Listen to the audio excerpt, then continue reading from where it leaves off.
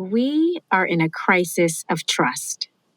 The world's trust in the United States has declined by more than 50% since 2016. 2/3 of Black Americans don't trust the police to treat them equally. A whole section of the population doesn't trust media to report real news. Many of us have become less trusting of institutions to be fair and ethical. In the midst of so much tumult, is there a reliable way based on research, to rebuild trust? Welcome to the TED Business Podcast. I'm your host, Modupe Akinola, Associate Professor of Management at Columbia Business School and Director of the Sanford C. Bernstein & Company Center for Leadership and Ethics. In today's talk from TED 2018 by Frances Frei, you'll learn the 3 key components of trust and potentially spot which ones are your weakest links, the obstacles that prevent others from viewing you as trustworthy. Frances Frei is a Harvard Business School professor. She examines how leaders create the conditions for organizations and individuals to thrive through strategy, operations, and culture. And she put her research into practice by taking a hiatus from Harvard Business School to be the Senior Vice President for Leadership and Strategy at Uber. She's also the author of 2 books, Unleashed and Uncommon Service. I'm willing to bet that Frances's questions and poignant examples will give you greater clarity on the habits you should stop to gain others' trust and those you should start immediately to sustain this trust.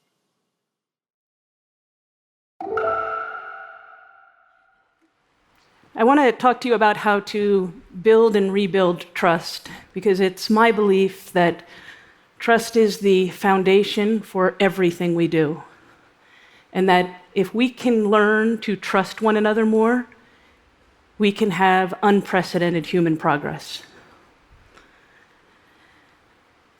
But what if trust is broken?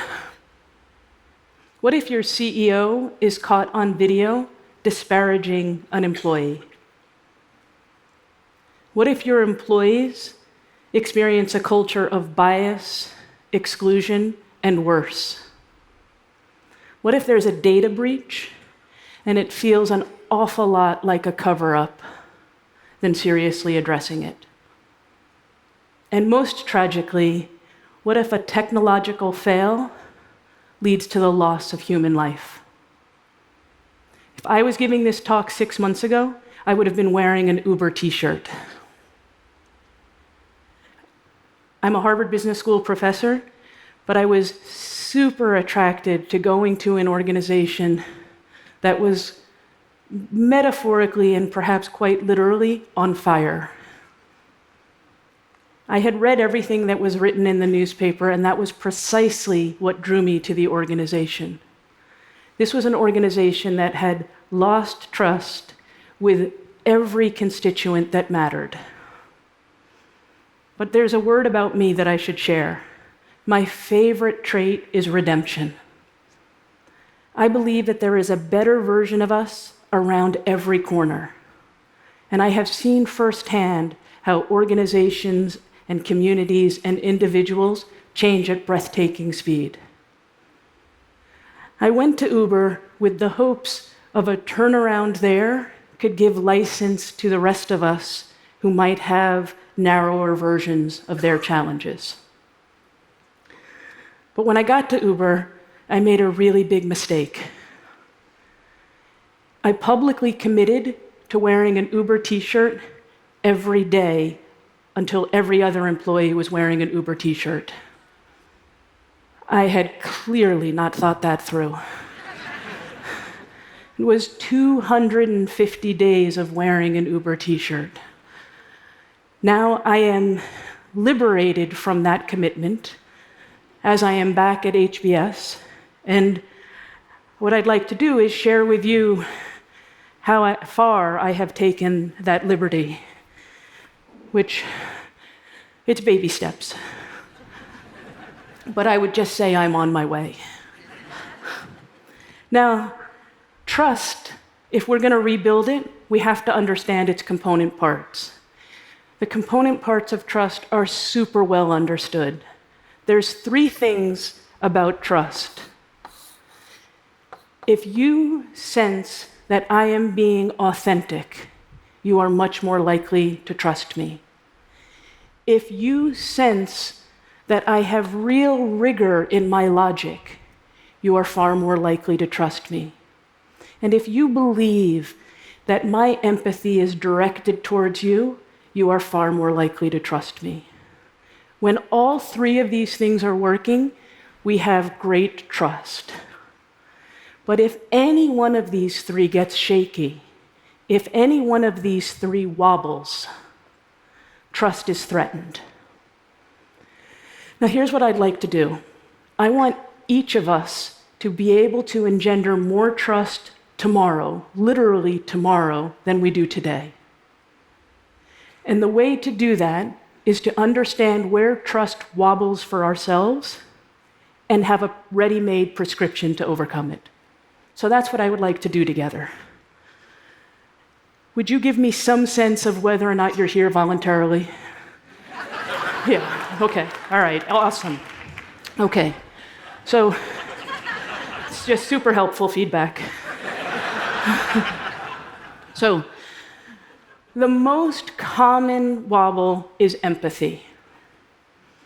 The most common wobble is that people just don't believe that we're mostly in it for them, and they believe that we're too self-distracted. And it's no wonder.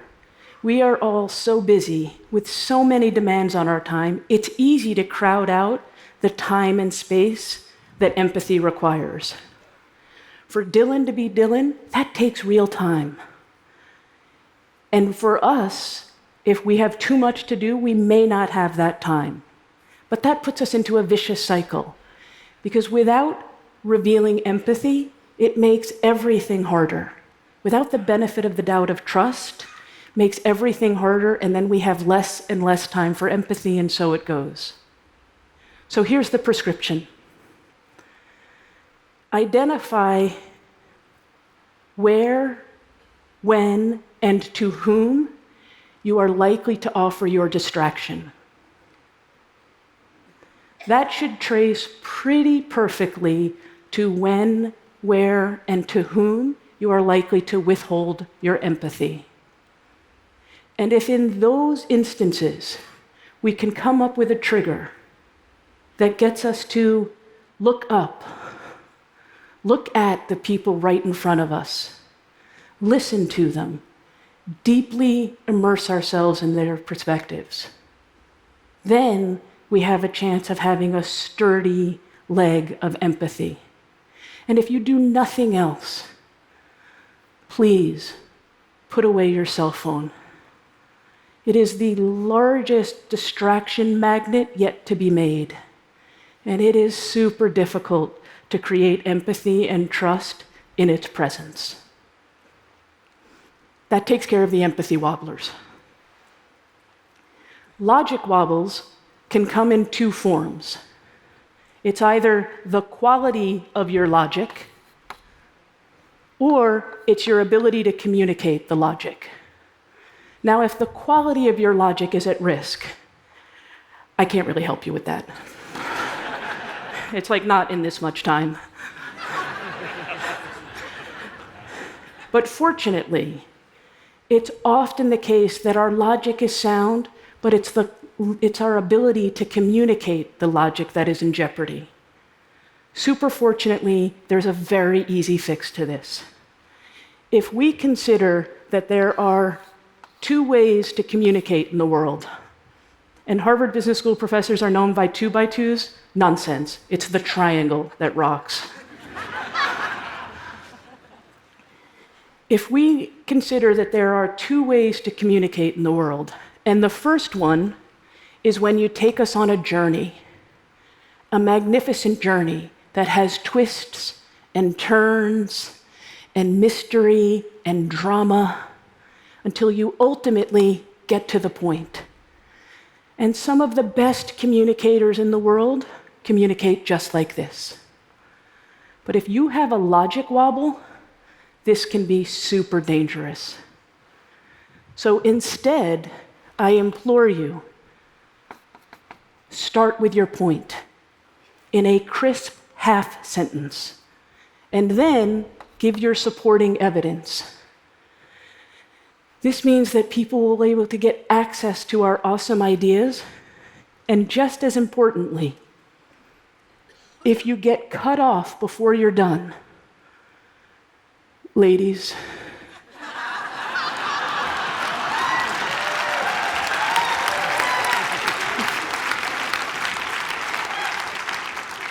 if you get cut off before you're done, you still get credit for the idea as opposed to someone else coming in and snatching it from you.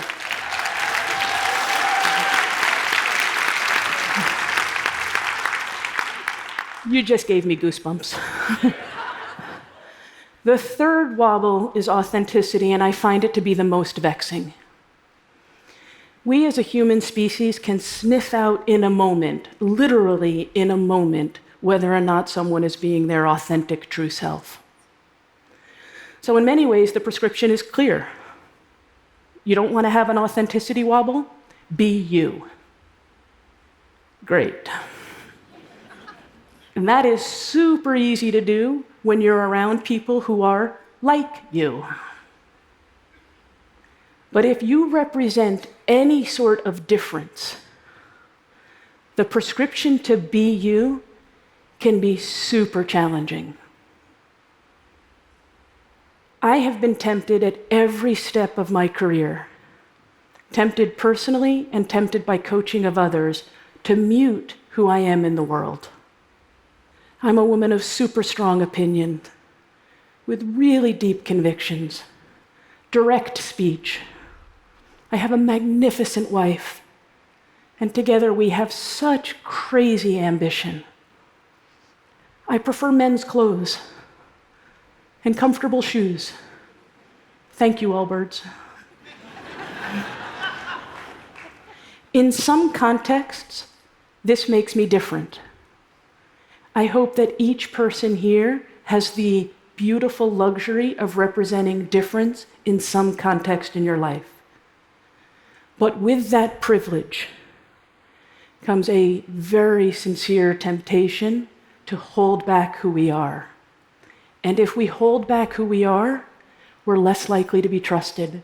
And if we're less likely to be trusted, we're less likely to be given stretch assignments. And without those stretch assignments, we're less likely to get promoted. And so on until we are super depressed by the demographic tendencies of our senior leadership. And it all comes back to our being our authentic selves. So here's my advice. Wear whatever makes you feel fabulous. Pay less attention to what you think people want to hear from you, and far more attention to what your authentic, awesome self needs to say. And to the leaders in the room, it is your obligation to set the conditions that not only makes it safe for us to be authentic, but makes it welcome, makes it celebrated, cherishes it for exactly what it is, which it is the key for us achieving greater excellence than we have ever known is possible. So let's go back to Uber. What happened at Uber? When I got there, Uber was wobbling all over the place. Empathy, logic, authenticity were all wobbling like crazy. But we were able to find super effective, super quick fixes for two of the wobbles. I'll give you an illustration of empathy. In the meetings at Uber, it was not uncommon for people to be texting one another about the meeting.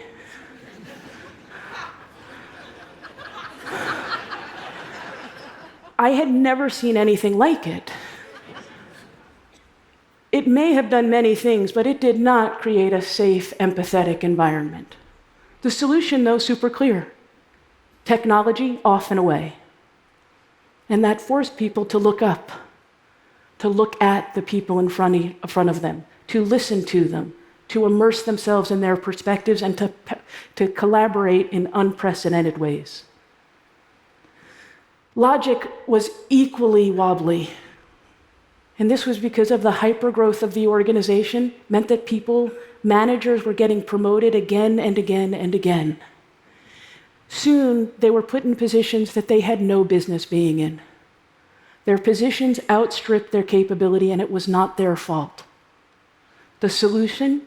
A massive influx of executive education that focused specifically on logic, on strategy, and leadership. Gave people the rigor of the quality of their logic, and it turned a whole lot of triangles right side up, so people were able to communicate effectively with one another. The last one, authenticity, I'll say it's still mighty wobbly. But honestly, that doesn't make Uber very different from all of the other companies I've seen in Silicon Valley and beyond. It is still much easier to coach people to fit in. It is still much easier to reward people when they say something that you were going to say, as opposed to rewarding people when they say something entirely different than what you were going to say. But when we figure out this, when we figure out how to celebrate difference and how to let people bring the best version of themselves forward, well, holy cow, is that the world I want my sons to grow up in. And with the collection of people here, it would be a privilege to lock arms with you and go ahead and rebuild trust in every corner of the globe. Thank you very much.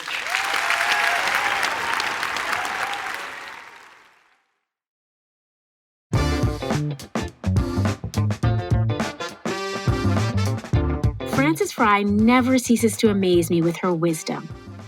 I had the opportunity to experience this wisdom on several occasions in her classroom when I was an MBA and PhD student at Harvard Business School. And honestly, what blows me away about her insights on building trust is that they demonstrate that she walks the talk.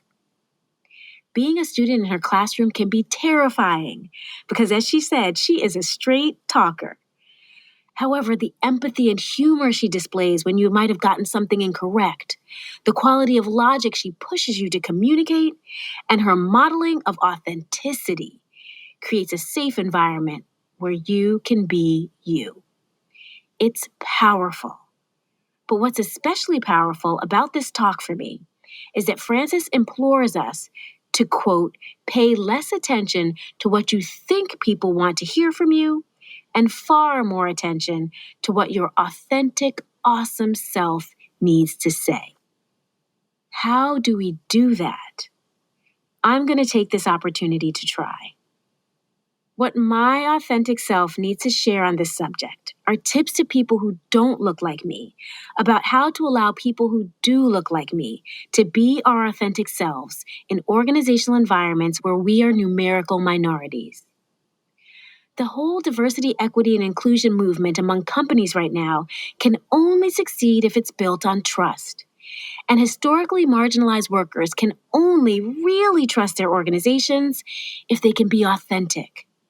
So if you want to build real trust for everyone on your team, here are my thoughts. As an African American child of immigrants, I have been in predominantly white environments my entire life. This includes the private all-girls school I attended in New York City, college, the strategy consulting firm and investment bank I worked in, the MBA and PhD classrooms at Harvard Business School, and the halls of Columbia Business School, where I'm currently a professor. All my life, I've been the only Black person or one of a handful in each of these environments. The raisin and the sparse oatmeal raisin cookie, as my friends and I sometimes joke.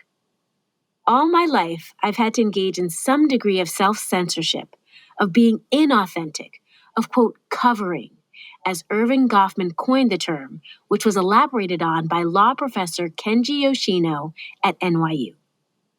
Covering is defined as downplaying aspects of our identity that make us different from mainstream society. Yoshino and Deloitte University did a study of over 3,000 workers, which included a mix of ages, races, ethnicities, genders, and orientations. And these were people from multiple organizations and all levels within their organization. and they found that most people cover in some way or another. There's appearance-based covering, like dyeing your hair, or as Frances mentioned, wearing uncomfortable clothes or shoes. There's advocacy-based covering, such as not sharing your political affiliation out of fear of offending others. There's affiliation-based covering, not exhibiting behaviors associated with a negatively stereotyped identity, such as a woman maybe avoiding discussions about being a mother out of fear of signaling less commitment to her work. And there's association-based covering, avoiding interacting with certain groups so you're not thought of as too X or too Y. In my case, sometimes as too Black. What brings me so much joy about Frances's talk is that it encourages us to abandon the multiple ways in which we cover and instead to share our full selves with others in the workplace. But that's so much easier said than done, because counter to the narrative Frances highlights, I am living proof that many of us have gotten promoted, have gotten mentored, have made it through the ranks by downplaying many aspects of ourselves. For instance, my friends and I have downplayed that we grew up in poor neighborhoods, which is why I insist on living in the same neighborhood I grew up in so that I can be an example of what is possible. That neighborhood is Harlem. And there are still times, despite how gentrified Harlem is, where I don't immediately share where I live so people don't jump to conclusions. Why are all the Black kids sitting together at the cafeteria? That's the title of Beverly Tatum's book on conversations about race. But let me tell you, it's because in environments where you're in the numerical minority, the cafeteria may be the only place where the handful of you can get together and share the realities of your neighborhood, where you can be your authentic selves. So in the spirit of paying attention to what my authentic, awesome self needs to say, I'm going to take this moment to share some tips on exactly how to create safe space for people like me to share our unique perspectives outside of the cafeteria. These days, so many organizations I advise and to which I belong are interested in better understanding how to increase the representation of Black people at all hierarchical levels. Notice I said Black people, not people of color. This choice of words was intentional, which brings me to tip number 1. When discussing increasing the representation of Black people in your organization, please resist the urge in the moment to expand the conversation beyond Blacks. You might ask, what about other groups of color? What about women? What about those with disabilities, LGBTQ, other categories?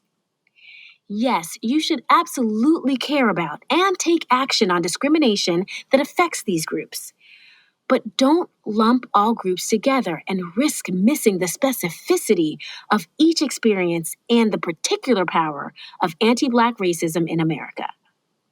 Because that would be an empathy wobble, a distraction that can signal you don't fully understand the depth of systemic racism and the unique impact it has had on Blacks in America. And as Frances mentions, empathy wobbles hinder trust building and make people who look like me want to recoil back into being our inauthentic selves. Tip number 2, share your appreciation. If you feel that warm glow we all experience when witnessing someone reveal their authentic self, please don't hesitate to share your appreciation for this authenticity with people who look like me or anyone for that matter. Let them know how what they said impacted you. It might have moved you. Tell them how. It might have prompted you to think differently. Share what you learned. And for the third and final tip, don't stop at just adding one more Black person to your senior ranks. So many companies have now committed to increasing the number of Blacks in the C-suite. And in case you didn't know, there are only a handful of Black CEOs of Fortune 500 companies. And shall we say, the gender diversity is sorely lacking. Blacks make up only 1% of Fortune 500 CEOs, despite comprising 13.4% of the population. So what does this all mean? As you work toward recruiting more Black people, beware of a phenomenon my collaborators Edward Chang, Katie Milkman, Dolly Chug, and I refer to as Toucanism. In our work, we found that as organizations have sought to transcend tokenism, as in having a single underrepresented person to demonstrate diversity, they have converged on a similar bias of having precisely two underrepresented individuals in coveted positions. We see this in the representation of women on corporate boards. So while adding one more Black person to a company's senior ranks is a step in the right direction, stopping there would demonstrate some pretty wobbly logic, making people who care deeply about dismantling systemic racism less trusting of your organization.